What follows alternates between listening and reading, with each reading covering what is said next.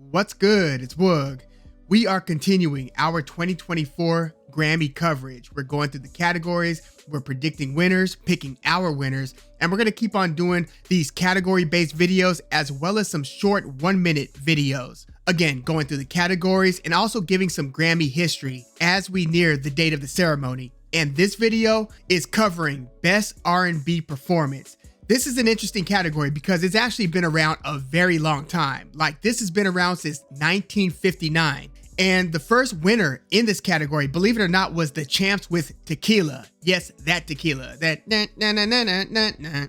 I guess back in 1959, they considered that R&B. I mean, some of the other nominees that year were Nat King Cole, Harry Belafonte. Another thing that's kind of crazy about this category is that in one stretch from 1961 to 64, Ray Charles won this award 4 years in a row. He won it in 61 with Let the Good Times Roll. He then won it with Hit the Road Jack. He then hit it with my favorite of his, I Can't Stop Loving You. And then he won it again with Busted. Again, 4 consecutive wins in the Best R&B Performance category. And to be fair, at the time, the name of it was a little bit different. It went from Best Rhythm and Blues Performance to Best Rhythm and Blues Recording. But yeah, Ray Charles won it 4 times in a row. In fact, Ray Charles has the most wins in this category. He's won this award 5 times. At number 2, it's a 3-way tie with 2 wins apiece.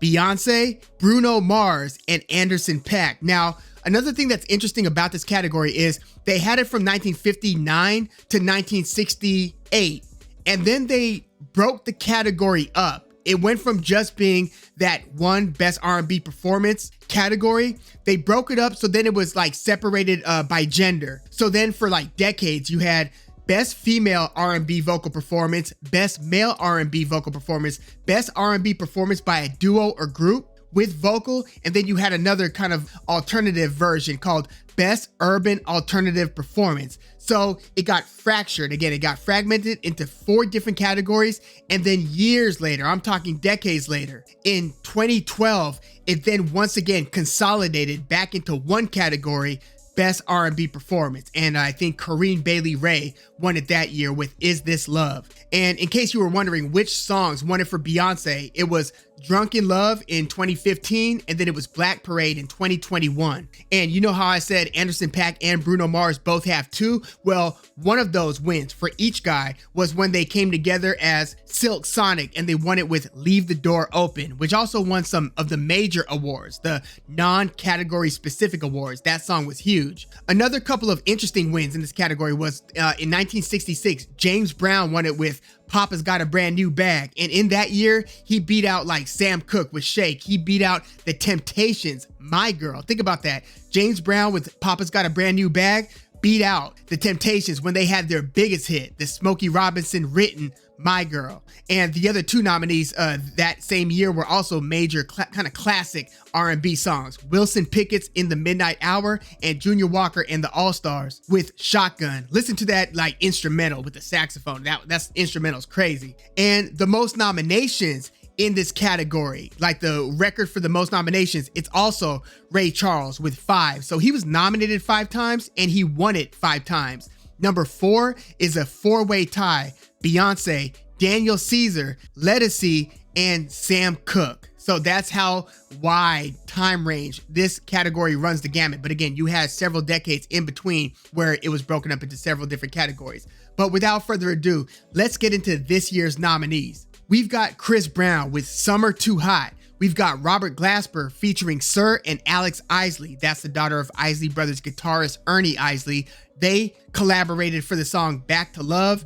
Coco Jones is nominated with ICU. Victoria Monét, I really love her album. Victoria Monét was nominated with How Does It Make You Feel? And SZA was nominated with Kill Bill. So Chris Brown, I really like this song. And you know, Chris Brown has really created one heck of a catalog. Like, you know, ever since that 2009 incident, which is now 14 years ago, when he put hands on Rihanna, I feel like there's a segment of the population that did forgive and accept him, re-accept him back, and, you know, listen to his music and so forth. And then there's a healthy chunk of the population that simply has never accepted him again. And remember, before that incident, he was kind of becoming one of those faces of pop music, not only R&B or hip hop, but no, pop music. He was kind of like the new it kid. And although he's, created a great catalog, several good albums, several good albums over the years, a ton of very good songs, he has never reclaimed that type of pop status. Like, how often do you see him in commercial these days? Like, he used to be in commercials before that incident. But again, he's kind of quietly just racked up and has developed one heck of a discography. So if you are open to listening to Chris Brown, give some of his albums a try. Like, you really can't go wrong. Again, in terms of consistency in album quality, he's been pretty phenomenal. But again, it's been underrated because his reputation took such a hit that it really never truly recovered from. And he's nominated again this year with Summer Too Hot. Again, it's a good song. It's kind of like a up-tempo song. It's just well produced, a lot of lush production, but it's got a lot of flavor to it. And then there's Robert Glasper, who he's like a multi-instrumentalist, jazz / R&B / hip hop / jazz fusion. He's one of those musicians. He's a pianist, but he's an arranger, a composer, band leader. He's, and a recording artist, producer. He kind of does it all. In fact, he has won Best R&B Album twice. He won it with Black Radio and he won it with Black Radio 3. So Robert Glasper, he is just one of those super renowned and respected names in the game. And again, he teamed up with SZA, the vocalist from Inglewood. He's also, SZA is also brothers with D Smoke. But yeah, SZA is on that song, Back to Love, as is Alex Isley. I like that song. It's a pretty laid back, almost neo soul-ish song. It didn't leave as big an impression on me. Like, when I stopped listening to the song, I kind of forgot what the song sounded like. Whereas other nominees here, like SZA, Kill Bill, I mean, yes, that song played all over the place. It played a lot on the radio. It just played a lot. It was a very visible song. In fact, that song is nominated in some of the major categories. It's nominated for Record of the Year and it's nominated for Song of the Year. And the album that it's on, SOS, is nominated for Album of the Year, cross-genre, non-genre specific. So SZA is looking to strike big. If she has a chance at racking up some major awards and some category specific awards. But Kill Bill, that song, because of its melody, its kind of woozy production, it's just got this one of those earworm melodies that just stick with you. You could not hear it for years, and then that I just killed my ex, not the best idea. It just sticks in your head. Like, it's not going anywhere. And to be frank, another one of the nominees here, Victoria Monét. I mentioned that I love that album, Jaguar 2. That's her debut album, by the way. And Victoria Monét, before I get into the song, How Does It Make You Feel? She pretty much earned her reputation, earned her stripes through being Ariana Grande's like chief songwriter. Like, if you look at Ariana Grande's credits throughout her last few albums, Victoria Monét played a huge role in creating and developing those songs. So she was a longtime Ariana Grande. She wrote for some other artists as well, but that was like the primary artist that she was writing for. And now she has released her debut album, Jaguar 2. One of my favorite, like top, I forgot where I ranked it in my best of 2023 list, but it was in the top 15 or something like that. I really like that Victoria Monét album, Jaguar 2, but the song, How Does It Make You Feel? It is one of those sticky earworms that you remember after hearing it. It's just a very good song, well produced, well written. Victoria Monét, keep your eyes on her career. I was super impressed by that album. And again, I really like that song, How Does It Make You Feel?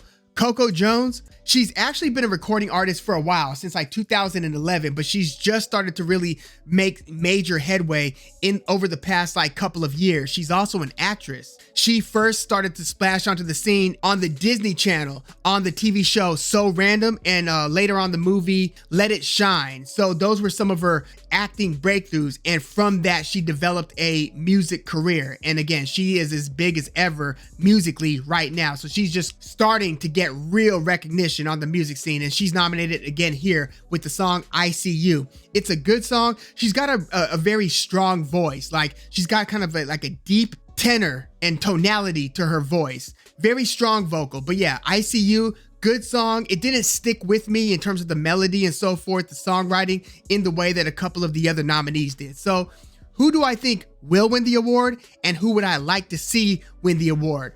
You know, depending on whether SZA wins in the major categories, because you would have to think that if she wins in the major categories, that she's going to clean up in the genre specific categories, right? So if she's going to do it cross genre, she's going to win record of the year, song of the year, or album of the year, you would think that in the R&B specific category, she's going to win that too. So I want to see SZA win some awards, whether it's in the category specific or in the major categories. Again, I really like the Chris Brown song, Summer Too Hot. It's just a banger. It really is just a banger. And I do like the Robert Glasper song as well, but my favorite song out of these 5 is probably either Victoria Monét's How Does It Make You Feel or SZA's Kill Bill. SZA's Kill Bill is so, again, it's so sticky that it's just hard to get away from that one. So if I had to bet, I think SZA's gonna win in this category with Kill Bill. If she doesn't win, I would hope that it's Victoria Monét, just in terms of the song quality. I feel like it's the most deserving,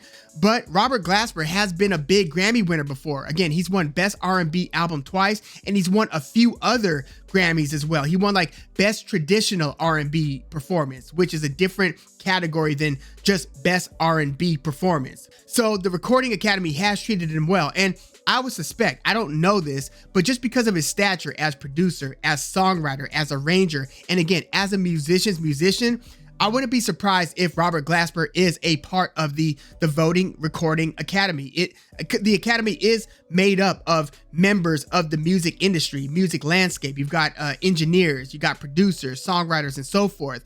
I wouldn't be surprised if Robert Glasper is one of those guys, but I don't have any intel, any evidence that that is the case. That's just my guess, knowing what I know about music. So, I mean, not to say that that's why, or that would be why he's won the Best R&B Album twice, but it probably does help to have friends. You know what I mean? For instance, Jon Batiste, he's not like a major pop superstar or anything like that. He doesn't have like, he's not like selling out arenas when he goes on tour, but he won Album of the Year with We Are. He's nominated again this year with World Music Radio. So again, he's won Album of the Year. And if you were to just poll people, like, who are your top 10 favorite recording artists and who do you listen to? And Jon Batiste, he's a musician's musician for sure, right? He was like the band leader on Stephen Colbert's late night show. And even before that, he was just seen as a music savant. But again, he's won Album of the Year and he's nominated again for Album of the Year. So not to say that his work isn't deserving. I actually really love that album, World Music Radio. I like it a lot more than We Are,